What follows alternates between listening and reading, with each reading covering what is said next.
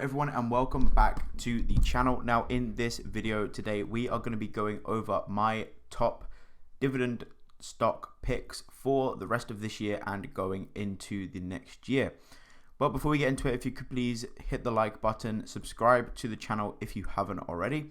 Appreciate the support of my first couple of videos yesterday, and I want to just sort of explain a bit about why I've picked these stocks and what I'm looking to do in my plans. So a bit about me: I'm 21 years old from the UK. I own a business online, actually 3 businesses online, that enabled me to invest aggressively into the stock market and cryptocurrency markets. I currently only have about £2,400 in my dividend portfolio.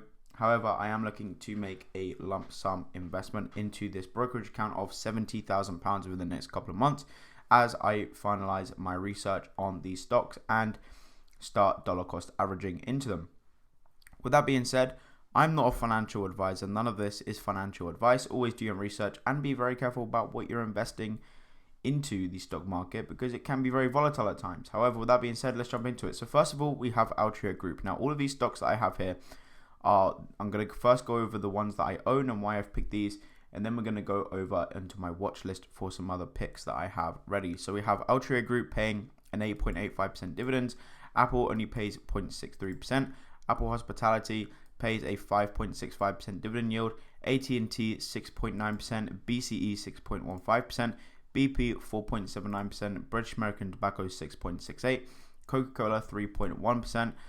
Imperial Brands 8.3%. Intel 5.28%. Invesco Real Estate and S&P US sector. These do pay a dividends but is not listed on here at the moment. I have Global Clean Energy, which is an ETF which does pay dividends, but again not on there yet. iShares S&P 500, which does pay dividends. iShares UK Property, these are REITs, which does pay a dividend as well. Johnson & Johnson at 2.74%. Microsoft at 1%. Realty Income at 5%. Unilever at 3.65%. Vanguard FTSE 100. Vanguard FTSE All High Yield Dividend.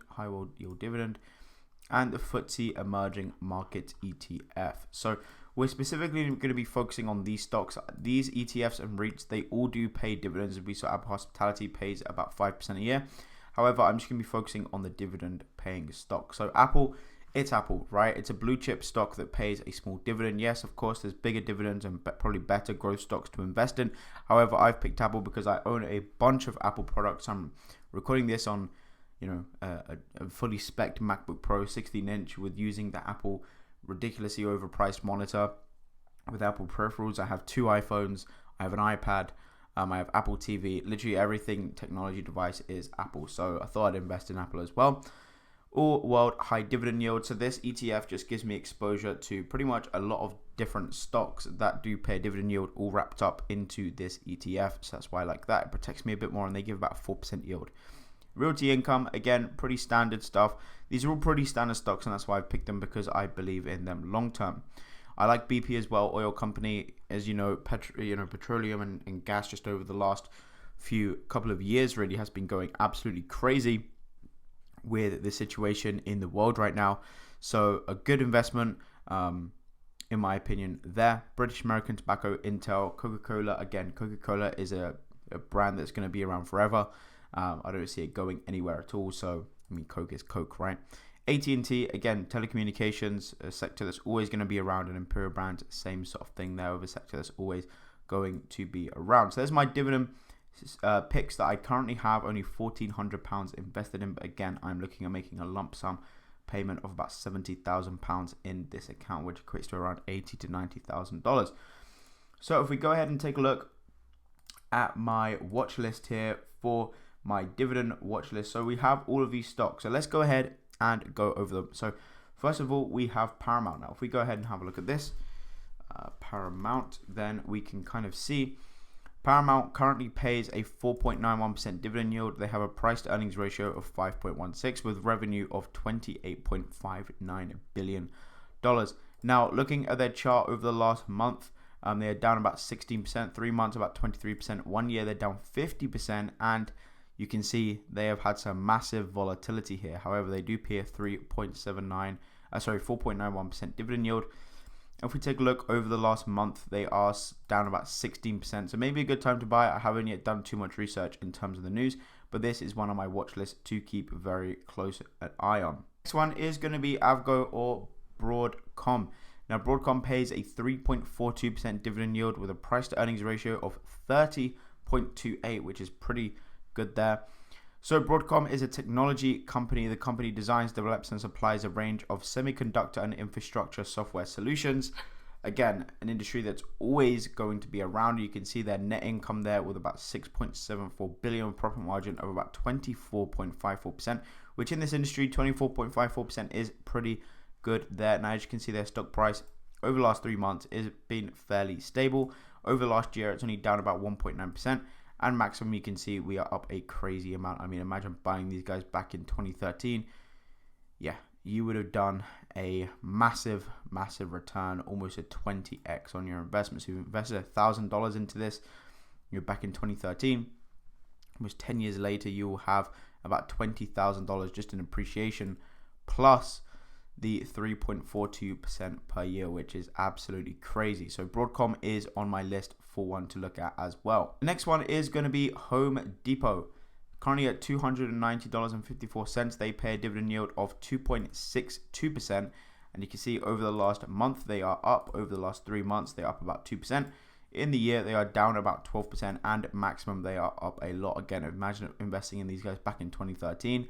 You would have done, a good 5x right there, which is pretty nice to see. So again, they've been fairly stable over the last few months, which is nice because you're also getting a 2.62% dividend yield. So the profit margin is about 10.87%, which is slightly low. However, for a business in this industry, I don't think is too bad. With a revenue of $151 billion and a net income of $16.43 billion. They currently have about 71.88 billion in assets. So there you go. There is Home Depot on the watch list. This one being OneMain or OMF as the ticker symbol. They pay a massive 11.57% dividend yield with a market cap of $4 billion, a price to earnings ratio of 3.17. And if we scroll down here, you can see that they make a 26.42% profit margin there. Now, this stock is very, very volatile. I mean, you can see over the last year, they are down about 42%. Over the last 3 months, down 14%. 1 month, 5%. 1 week, they're up 10%. And 1 day, they are down 0.49%. So these guys is a financial service holding company. The company provides personal loan products, offers credit card, offers optional credit insurance, and other of its customer-focused financial wellness program and acquisitions and dispositions of assets and businesses. It provides organization, underwriting, and servicing of personal loans, primarily to non-prime customers. So you can see that they are a financial services holding company that provides loans and credit cards and that kind of stuff. So OneMain is on my chart. Everyone, I'm not a massive fan of debt, but everyone does need that as a lifeline sometimes. So you can see they make a massive 26.42% profit margin there. I guess that is in terms of the interest rate on loans and credit cards that they do offer. So that is the next stock on my list, being OneMain. So the next one being Celanese or ticker symbol CE. Warren Buffett does own a massive percentage of this. Now, Celanese Corporation is a global chemical and specialty materials company. The company is a producer of engineered polymers that are used in a variety of applications. Now, they pay a dividend yield of 2.81%. They have a PE of 5.7, and they have a 22.14% profit margin, which again, in this industry of global chemical and specialty materials, that is pretty big. So as we see over the last week, they're up 1%. Over the last month, down 12%. 3 months, they are down 18%, and on a year, they are down 40%, 2.81% dividend yield. So again, depending on how they can kind of come out of this market. I mean, if we look at the maximum, they did rally up to about $174. They currently sat at 92, so they're fairly low here. I mean, the last time they were around this price was back in May of 2020. And then we had the massive bull run of the stock market. Now they're sort of coming down, and they are at lowest low of since about 2020. So I am looking at Celanese as on my stock list. Next one is Ally Financial. So Ally Financial is a digital finance services company that offers financial products to consumers, commercial, and corporate customers. The company operates through 4 segments: automotive finance, insurance operations, mortgage finance, and corporate finance operations. So they have a market cap of 9.47 billion. They have a P/E ratio of 3.87 and a dividend yield of 3.91% with a profit margin. Okay, it doesn't say the profit margins there for Ally Financial, but we can kind of see their debt to assets ratio is about 90%, which is fairly high, but you know, people do that for a certain reason. Next one is US Bancorp, or USB for short. US Bancorp is a financial services holding company. They provide financial services including lending and depository services, cash management, capital market, and trust and investment management services. Also engaged in credit card services, merchant and automated teller machine processing. So US Bancorp, just a massive financial company, and as we can see over the last week, they are up about 0.86%. They are down 9% in a month, and 3 months they are down 11%, with down 33% in the year. Now, if we take a look at this maximum chart, you can see they've been all over the place. They did rally up all the way to about $63, and they took a massive 50% hit, but managed to rebuild that pretty well. I know they're sort of coming down again during this bear market. So that is US Bancorp. So we're getting near the end now, I promise. We are at Citigroup, ticker symbol C. They are currently worth about $43. Over the past week, they are up 1.18%.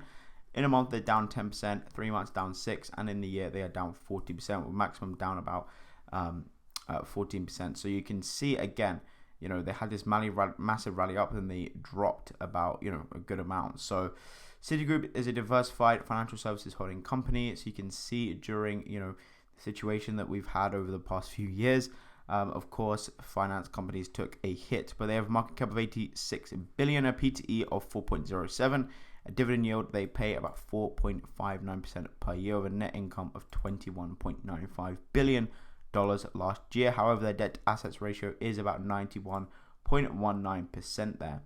The next stock we have on the list is Paramount Global. Now, over the last week, they are up about 0.99%. In the last month, they're down 16%. Last 3 months, they're down 23%. And year to date, they are down 51%. However, Paramount is a global media and entertainment company that creates content for audiences worldwide. The company's TV management segment consists of a domestic and international broadcast network, including the CBS television network, Network 10, Channel 5, Telefi, and Chill Vision. The premium and basic cable networks, including Showtime, Bet, Nickelodeon, MTV, Comedy Central, Paramount Network, Smithsonian Channel, international extension of these brands, and CBS Sports Network television production operations, including CBS Studio, Paramount Television Studios, and CBS Media Ventures. The direct-to-consumer segment consists of a portfolio of pay, free, and premium global direct-to-consumer streaming services, including Paramount Plus, Pluto TV, Showtime Network's premium subscription service, Bet Plus, and Noggin. Its filmed entertainment segment consists of Paramount Pictures, Paramount Player, Paramount Animation, Nickelodeon Studios, and Miramax. So they only pay a dividend yield of 4.91%. They have a market cap of over almost 13 billion, a P/E ratio of 5.16, and a profit margin is about 15%, which in the media industry is fairly good. So the last stock on my list is going to be UPS, or United Parcel Service. We all know what UPS is. Over the last week, they are up about 0.15%. Over the last month, they're down 15%. 3 months down 10%, and 1 year they are down 8%, with a maximum of up about 90%. So over the last 3 months, you can see they've rallied up all the way to over $200 and almost $10, and now they're down at about 165. So I'm looking to start dollar cost averaging in here. Now they have a market cap of almost $146 billion, dividend yield of 3.62%, and a profit margin of 13%, which in the postal industry is fairly good. Debt to asset ratio of 79.46%, which isn't too bad. So they are my stocks on my watch list for my next investment, of course, as well as everything that I'm already invested in. Thinking of starting a new pie with a dividends 2 pie or something, and seeing how that outperforms this one. Now, this current pie gives us a annual return of 7% plus dividend yield. We're looking at probably around 11 or 12% there. So guys, that's going to be it for this video. Let me know down below what you think of my picks for my next sort of stocks investing. Again, nothing's going to deter me from the stocks I already have picked in here. I do have an investment in Microsoft as well. I did actually make a trade on Microsoft because of this. And I did come up really nicely. I pretty much entered here, and I was going to sell out here, but I didn't actually sell and just held on to it. So I put in about £219 and was going to sell I put in £154 and was going to sell up here, but I didn't, and I'm kind of annoyed that I didn't, but it is what it is. We live and we learn. So guys, that's going to be it for this video. Thank you for watching, and I will see you on my next video. Goodbye.